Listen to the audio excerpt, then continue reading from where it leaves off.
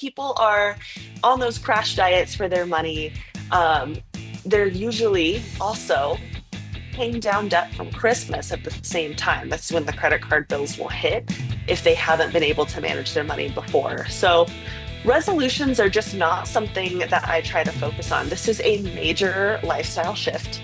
If you're looking at it as like, all right, January is the time to get started, that's amazing. I'm glad you're starting. But don't be surprised if it takes several months to really get some traction. Welcome to the Teacher Money Show, the podcast dedicated to helping teachers navigate your unique financial challenges and unlock your financial superpowers. I'm your host, Sean Morgan, a full-time educator and personal financial coach and speaker. And I'm here to help every teacher, whether you're a seasoned teacher looking for fresh insights or a new educator navigating your first paycheck, to have a richer wallet, classroom, and life. I'm super excited to have Kristin on the show today. Kristin used to be a registered nurse in New Mexico for 8 years before she stepped away from the bedside and started helping healthcare workers manage their money. Now, you might be like, why am I having Kristin on the show? She's a healthcare worker, we're teachers. Well, calm down.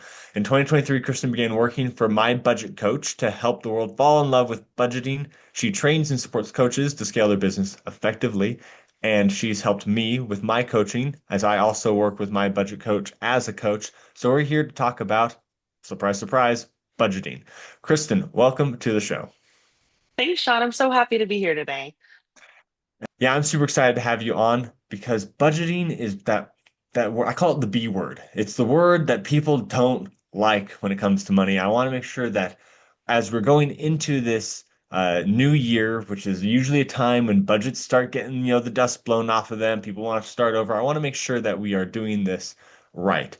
So let's just start off with some basics because I feel like, with budgeting being such a taboo word in some people's vocabulary. People don't want to talk about it. They don't want to think about it. I want to make sure that we are disabusing them of any incorrect notions about a budget. So let's start with just the basic. What is a budget? This is a huge one, and it's going through a big shift right now in the financial industry where people are afraid to use the word. And as a healthcare worker, we didn't shy away from hard words like cancer or death. And so to me, I'm like, no, let's lean into it. Like a budget is simply where your money is going because you're going to spend money. It's going to happen whether you like it or not. And so we might as well get ahead of it and have a plan for it that can also be flexible because, as everybody knows on this show, you can plan for the best of things and something is going to change. So, simply put, it is a plan for your money. That's something that healthcare workers and teachers have in common is you have a very nice plan and then it never goes that way. So that's what budgeting is. You have a plan, but it's not going to go that way, but at least you had a plan to begin with. My favorite quote, well, one of them anyway, from President Eisenhower is plans are useless, planning is indispensable, right? So Love that's that. kind of what we're going with here with the budget. Now we have what a budget is, but what isn't a budget? Well, we kind of touched on it, and a budget is not a rigid set thing. Now, people often think, I give the dining room table example, like beginning of the month, like I'm going to be different now. I'm going to change. I'm going to sit down, all my bills, all my paychecks. I'm just going to write it all down. I'm going to start with my income at the top, subtract. What's left, I'm going to spend $32 the rest of the month. And then you just hope you stick to it. Inevitably, you fail, right? Because life happens, and who can spend just $32? That was a real client example, actually. They're like, that's what I'm going to do until the next payday. And you can't live like that, right? So it is not something that is just sitting on the sidelines of your money. You need to have some bend and flexibility in it. And it also needs to have some grace because otherwise it becomes a shame magnet and all you're doing is sitting down at the beginning of every month feeling like you failed again and again. So it needs to be something that you are kind of like a friend with. You need to be checking in with it regularly, feeling like you can use it as a tool, but not so married to it, not so stuck to it that it can't be adjusted. Yeah, I love this. It's got this dynamic feel to it that I think most traditional views of budgets don't have. That's what's kind of missing is people think, oh, I'm gonna write out this perfect budget and it's gonna be perfect. And then when they fail, they go, I failed, and they give up, right? Right. Another favorite quote of mine comes from Dave Ramsey. I don't agree with him on a lot of things, but the thing I agree with him most is he says, the first time you budget, you're gonna suck. And it's just so true because you haven't done it before. The likelihood that you're going to have your budget perfectly dialed in where you know that you're only going to spend $32 the rest of the month is just not like it's not possible the first time around. So you've got to Exactly. uh, keep going and adjusting and being dynamic with it just to get your regular numbers dialed in, let alone when you get punched in the mouth, right? Yes. That's two different scenarios. One is just like, what do I actually spend? And the other one is, oh, this thing that I wasn't expecting happened, like my tires, got ripped to shreds, or, the HVAC broke, or, whatever else have you. Yes. So those are the things to consider for sure. A lot of people say they know how to budget, but they still don't make progress. Is that dynamic piece the thing that's usually missing, or is there something else that's just not clicking for them? Well, when you set a budget that's too rigid, or you're like, oh my gosh, $32, how that's not even going to get you out the door usually. Um, there's a distance, there's a disconnect, and people will budget really well. I actually know a lot of amazing budgeters who are incredibly broke and in the debt cycle because they can budget, but they are not sticking to anything, right? You can write a plan, you can sit down and write your plans for your classroom. I would write nursing plans of care. And if you don't go check it, and if you don't assess to see how things are going in the moment, you're going to be looking back and being like, wow, I didn't reach that goal, but there was no way for me to stop it. So, for example, my clients get caught up on dining out, Amazon, groceries, those things that have gone up in price, but they're the swipeable things because they're not checking how they are doing periodically. And they just swipe, swipe. Oh gosh, I'm $500 over. So the piece that is usually missing is that regular connection and check in to their budget. Yeah, so I'm completely transparent. This is the part of my budget that I struggle with the most myself, right? It's just the thing where you're like, oh, right, like if you like you're trying to hold it in your head, like, yeah, I have like this much, but you forgot about this thing that you swiped on, or you had to go to the store on a different day than you usually do, and you already, spent some money, and then you go back to your budget and you go, oh, Or if you I have a forgot I partner spent that. and you have a joint checking account, like That too. oftentimes, and couples can be tricky not because of the coupleship, but because both people have a card. So then you're like, oh my God, my husband went to the store. I've got this much left for groceries, and I thought we had so much more. So there's a lot that comes into it as well when you start doubling up the effort. Absolutely. So just the point is like the more regularly you check it, the more likely you are to stay on track. And the harder that can be, right? Right. I tell people it's kind of like a food journal. Like if you're trying to lose weight and you're tracking in MyFitnessPal, budgeting and weight loss are kind of the same thing. And you're like, I don't want to write, I had that cheesecake. I'm not going to put it in, but it's going to show up on the scale later. It's going to be there. The consequence is not missing just because the awareness is gone. And so that tends to help people understand a little bit better. It's not just about money. This is about any major life changes. I love that quote. The consequence isn't missing because the awareness is gone. It's just a fantastic quote that really sums it up. And I love the analogy here between weight loss and budgeting, especially because since we're talking about this at the beginning of the year, hello, the Yeah, two most common resolutions are both hard to stick with because I think it's really because of that need for that daily check-in, that daily honesty with yourself, and that daily resolve to keep going when you mess up, right? Instead of exactly. going with that shame thing, just say, nope, I messed up once, but I can still do this, I can still keep trying. And they're both difficult in that way. Yeah. But also so simple. They're difficult, but they're simple, right? And that's There's the nothing remarkable about budgeting. That's why people want like the fancy, the sexy answer. And oh, you don't have to call it a budget. You don't have to stop your spending. And like it's all fancy marketing. And at the end of the day, like you just got to make some hard decisions and you just need to show up for yourself. And that's the only way any form, any method you choose is going to work. awesome. So, well, speaking of methods, we have a favorite method. There are a number of different methods out there for budgeting. What like is there merit to these other kinds types of budgets, or is the zero-based budget, which can also be an envelope system, it's the same thing, right? One is more digital, I guess, is how you look at it. The other one's like straight cash is how you do the envelope system. But like, is that the only way to budget, or are these other methods worthwhile? And why do you think that? I'm supposed to say this is the only method, not really, but we come from this standpoint because it has worked, right? And like I truly and honestly believe for me and the people I serve that zero based is the best. It forces you to see the scarcity in your money. Now, that being said, just because it's something that, we have resonated with, the best method for you, if you're listening, is whatever you're going to stick with. Because if think about it this way, let's pull back to the diet example. I've got friends on keto. I've got friends doing, paleo. I've got friends doing vegetarian, vegan, and they may all lose weight and they may be super thrilled and think it's the best way, but it's whatever they're sticking to. So if you've got something you want to sit and stuff cash envelopes at your table, don't come to Albuquerque. If you seen Breaking Bad, don't bring your cash here, but go ahead. That's a fine method.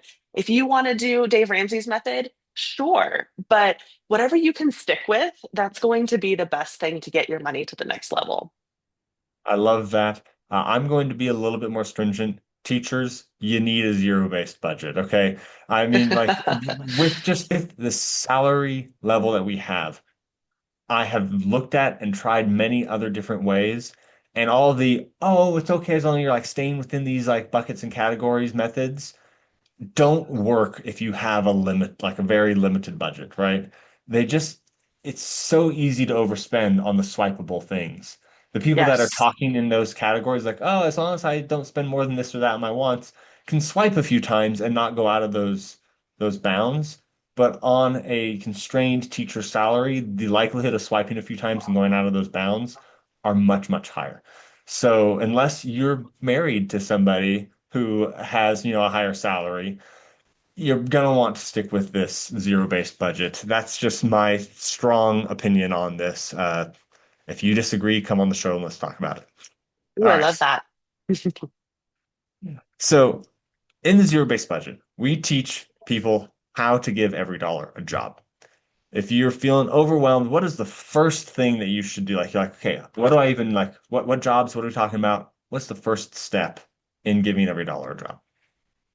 All right. So the scariest part about this method of budgeting is you don't look at how much you bring in every month. Like, oh, this is how much I make in a year, boil it down. This is how much you get a month. So I have this much to spend. You dial it back and you look at how much is in your checking account right now today. And for some people, we've sat on calls and that number is $100. And they're like, oh my goodness. And I'm like, what has to happen before the next payday? So you can't plan ahead and say, well, my cell phone bill is 200, my car payment is 400, whatever it may be. You need to look at this is what I have today. And simply with the earmark of payday is next Friday. These are the jobs that have to get done. These are the bills that are coming out, like it or not. And that is the very first step. Don't look at the whole month, break it up into paychecks. And some people are paid monthly, and that's even a bit of a stretch because by the end of the month, it's tight. So, what's most important? Followed by the swipables, right? I think that's become our term for the day is those things are within your control. I love this because this is the mindset shift that converted me to zero-based budgeting was the stop looking at the month saying this is what I'm going to have and start with this is what I do have because until the money is in your pocket, you don't have it. Like Yeah, it's just a fact that the money is not there until it's actually in your pocket. You can't spend money you don't have. Well, you can, but that's called debt, and we don't want to go right, into debt, right? right. So, to avoid that, you can only spend the money that you actually have. And, if you only get paid monthly, this is actually, I think, almost easier than getting paid, irregularly every 2 weeks or whatever, because you get paid and then you can just say, this is how much, rent is. This is how much these fixed expenses are. This is how much I want to save. I have this much left, and this is all the other things I need to do, and you can, you know, parse it out, and then you can work within that constraint and do that. Uh, because you've already put things where they belong, and you won't then get to the end of the month and be like, oh, I had that cell phone bill I forgot about, and now I have nothing in my checking account, right? You've already assigned that money to a job. And if you're using like a platform like MyBudgetCoach, you can say, okay, I have all this money ready to be budgeted, and you can take it out and say, it's already it's already been spent on my cell phone bill, even though my cell phone bill won't come for 2 weeks. I'm putting it over here in the it's already gone to that place category. And that allows you to, instead of just look at your checking account and say, oh, I've got $100. I guess I can go out to eat. No, no, I don't have that anymore because it's already been spent in the future. So instead of saying how Yes. much money will I have in the future that I can spend now, you're saying how much money do I have now that I can spend in the future. That's the switch that we're going with. And there's so much freedom there because in the past it'd be like terrified to open a bank app because, oh shoot, I forgot this draft's on the 8th. Oh no, payday is like a little bit funky on the calendar. And so the due dates may be on a regular basis, but if you're paid bi-weekly, sometimes you don't have quite enough to stretch, right? And when you can flip ahead and set a plan for your money, give every dollar a job, then you're like, oh my gosh, I truly have this much left over. I'm not going to overdraft. Or when you start to hit where you have extra money and you can choose to save, pay down debt, invest, like you feel a lot more empowered as opposed to afraid of your money. This hit home to me. This was a while ago before I really knew it was zero-based budgeting, but it was a very sad reality. I was talking to a teacher who gave me a check for I don't remember. He was just paying me a check to reimburse me for something that we he needed to reimburse me for. He said, "Make sure you deposit that tomorrow before my bank account reaches zero." Like, and he was joking, but like the idea was like, if you don't deposit it early in the month, the the likelihood that the money will be there might be low, and it's like. Hmm, that shouldn't be the case, right? We should know exactly how much will be there, exactly, where that money's going, that kind of thing. And that's the thing that we want to avoid. We don't want to be like, well, whatever we happen to have in our account is what we can spend. No, you want to tell it where to go. Mhm. So have you worked with anybody through the New Year's resolution attempt and fail process? I mean, as a business owner, I love January because there's a lot of interest and influx and it feels really good. As a financial professional, I cringe a bit because it's a high failure task. What I mean by that is people come, they're like, I'm going to stop with Amazon. I'm going to never go to Starbucks again. I'm going to actually get my act together. And then I believe it's like something like January 17th is the national like failure of resolutions day where most resolutions are just given up on because it's too strict, right? People are on those crash diets for their money. Um, they're usually also paying down debt from Christmas at the same time. That's when the credit card bills will hit if they haven't been able to manage their money before. So resolutions are just not something that I try to focus on. This is a major lifestyle shift. If you're looking at it as like, all right, January is the time to get started, that's amazing. I'm glad you're starting. But don't be surprised if it takes several months to really get some traction. All right, so basically what you're saying is the double whammy of trying to, start like cold turkey almost while coming off of the high of Christmas just kind of crushes people. And then they don't have that persistence. So realizing like going in with one, you don't have to cut every single Starbucks run out of your entire life. Uh, that's not going to get you where you want to go. It's just going to get you cranky, most likely. And two, realizing this is a long-term process and it's not take it or leave it. I'm going to try and get a little bit better every month or every week or whatever. That is the shift. I think that most people fail because they say, I will never break my budget again. And then they break their budget and they go, well, there goes that, and they're done, right? And that's the Right. problem that we're trying to overcome. Instead of doing a hard and fast 100% or nothing resolution, it needs to be a process resolution. Yeah, and kind of reframing, like we talked about, like I break my budget every single month. I never spend the same on groceries. Like I set a goal. Some months it's way less, some months it's higher, but I'm not running into credit card debt because I'm pulling from different envelopes. I'm saying, well, I really wanted to buy those new shoes. I didn't quite have the money for it. I'm just going to pull back on my dining out category a bit this month. So you can have those honest conversations with yourself, choose because the money is finite, right? It just is. And so making those choices, the budget helps you make the educated decision. And you don't have to have a perfect budget to reach your goals. You just have to have a system that you can actually stick with to reach your goals. So if we were going to write a resolution that would actually be effective, how would you write it? Like what framework would somebody think through for the resolution instead of I'm going to cut all Starbucks and all Amazon? Like how can we write this resolution, this goal, whenever we're setting it, right? It doesn't have to be in the new year to actually begin budgeting and to be successful. Well, we are all very familiar with SMART goals, and they are important and wonderful. I think everybody knows how to write them.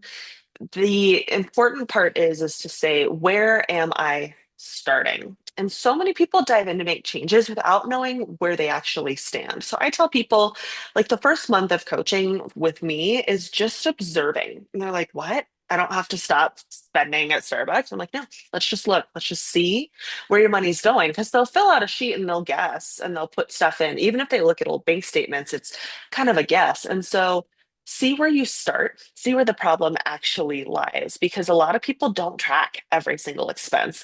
And once they see the data compiled, then they can say, ooh, I really need to dial in my grocery spending.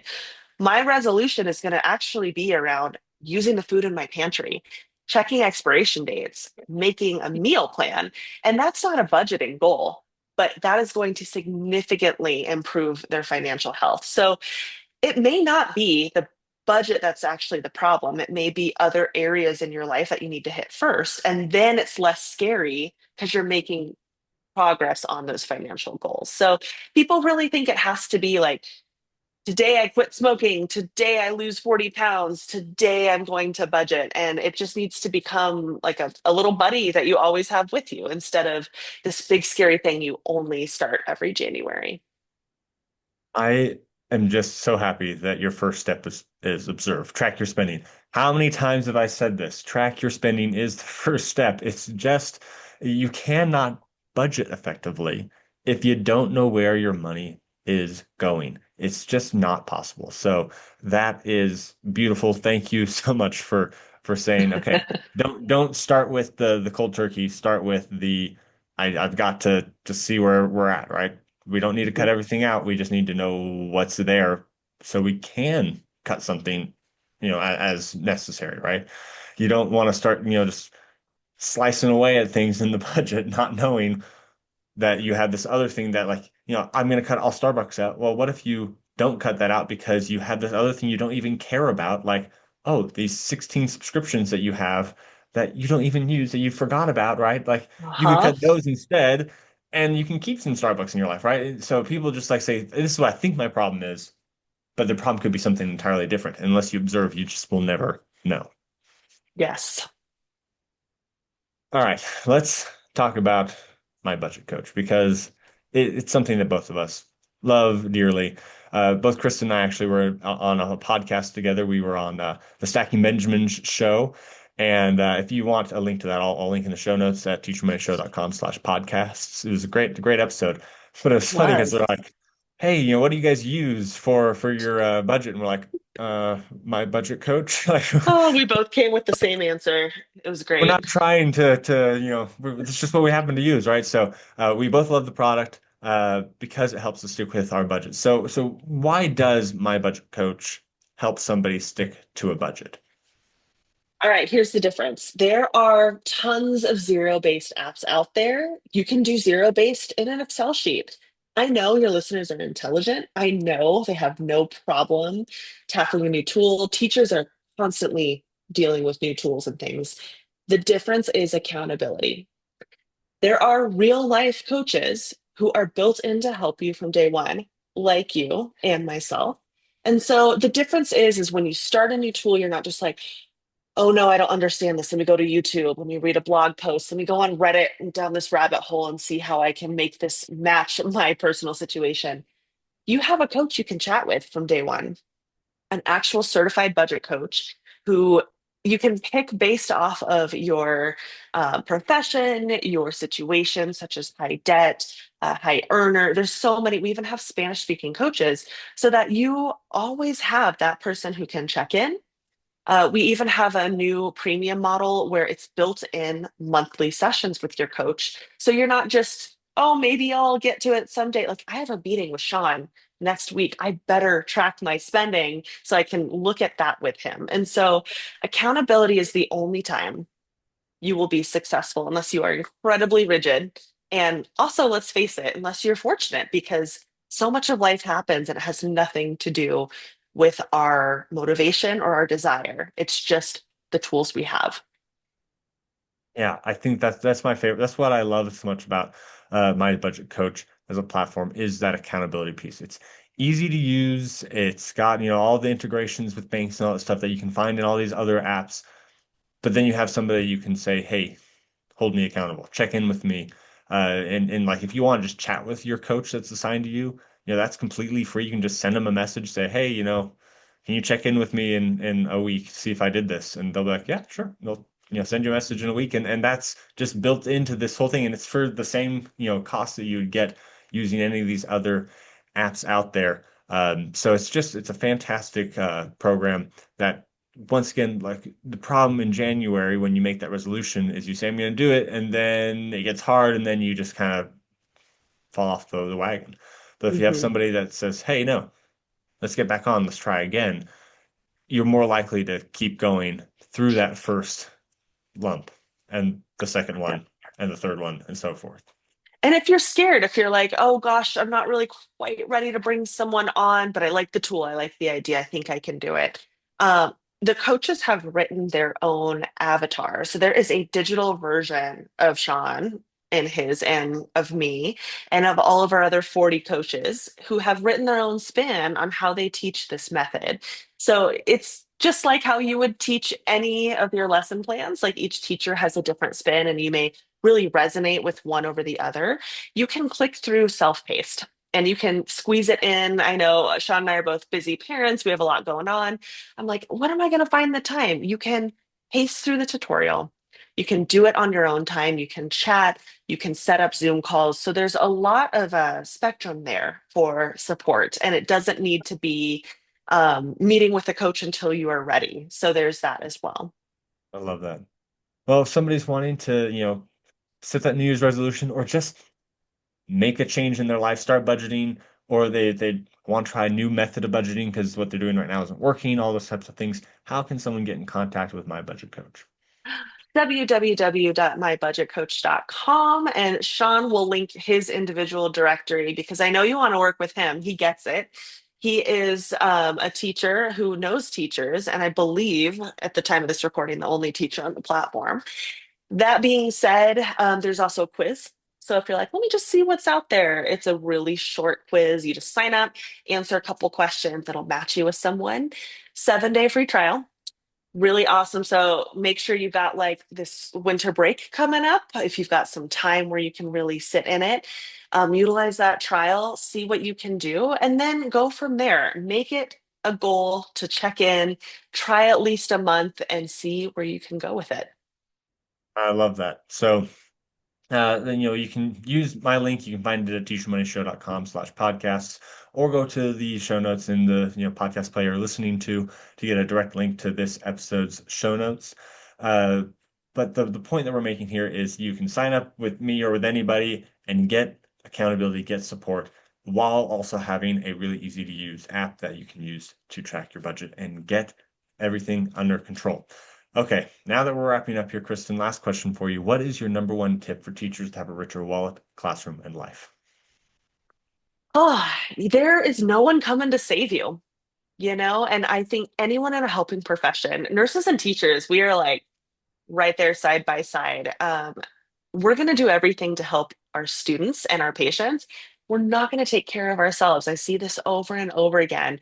You are probably doing six things at once, listening to this podcast and grading papers or, setting up your classroom. There are so many things that you do for others that is amazing and beautiful. But if you don't take care of yourself, no one is going to fix it for you.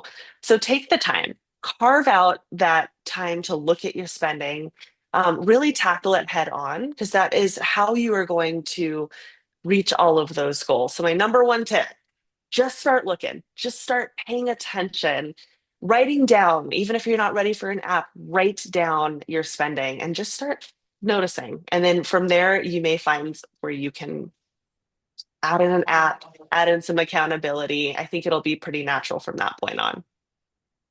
Yeah, and I think that as you're saying that first month with you or with me even, it would be that observation piece.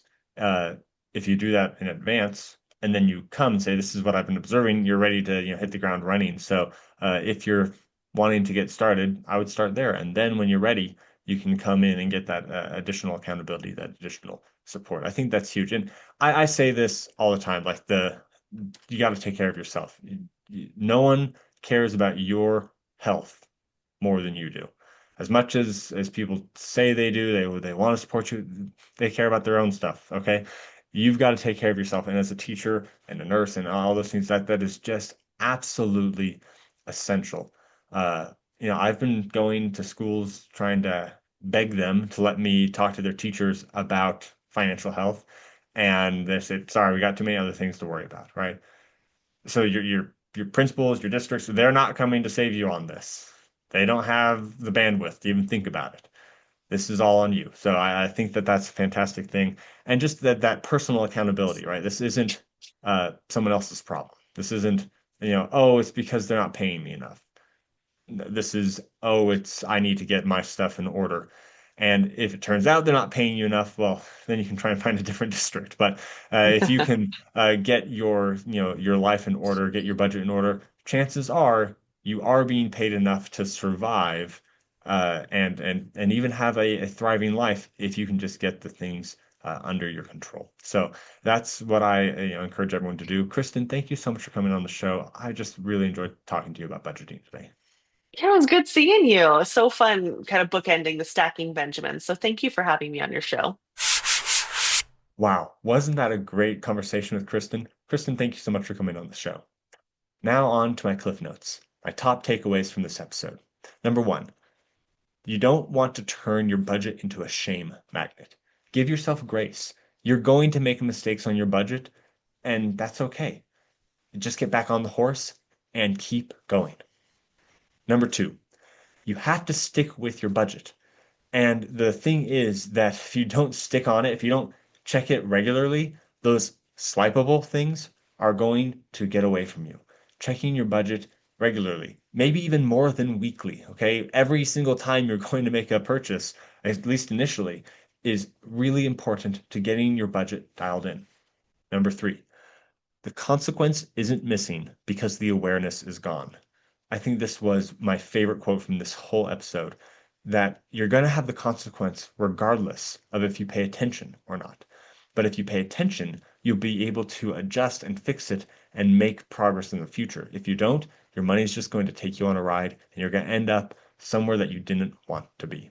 The consequence isn't missing because the awareness is gone. Number four, use a zero-based budget. I know that Kristin said, like, well, whatever works for you. No, you got to use a zero-based budget. If you're a teacher, if you've got a limited, low income, you've got to use the zero-based budget to keep your money in control. Number five, track your spending first. That is the first step. Before you even start budgeting, before you say, I'm going to cut out all my Starbucks, before you do any of those things, tracking your spending so you know where you're at and what you can cut is extremely important. Start there, do it 1 month, 2 or 3, even if necessary, and then you're going to have that data you need to start cutting things so that way you can dial in your spending to only the things that matter to you and not those extra things that don't make a difference in your life. And number six, no one is coming to help you. Take care of yourself. This is huge. You can't expect other people to come and fix the problem for you. And often when someone else fixes the problem for you, the problem doesn't remain fixed. Let's say you get an increase in your salary. Well, you're going to end up spending all that money anyway because you don't have a budget. That's not going to fix your problem. But paying attention to your money, paying attention to your budget, that will fix the problem. That will allow you to intentionally live and make a difference in your life. And of course, as you apply these principles, the amount of money you have in your wallet will increase. But remember, as a teacher, you are already rich. Your wallet just needs to catch up. If you would like help on your personal financial situation, go to teachermoneyshow.com/coaching and you'll be able to find different ways that I can help you there. If you would like to participate in spreading this message of financial empowerment to teachers, I would encourage you to talk to your administrator or to your district level about going to SeanKMorgan.com to find more information there. And regardless of which one of those you need, please like and subscribe so that way we can spread the reach of this more. Leave a 5-star rating and review. That's going to help more teachers find this. And then turn around and tell a teacher friend. I really appreciate it. The contents of this podcast are informational in nature and are not legal or tax advice, and neither I nor my guests are engaged in the provision of legal, tax, or any other advice. You should not act upon this information without first seeking appropriate advice from an accountant, financial planner, lawyer, or other professional.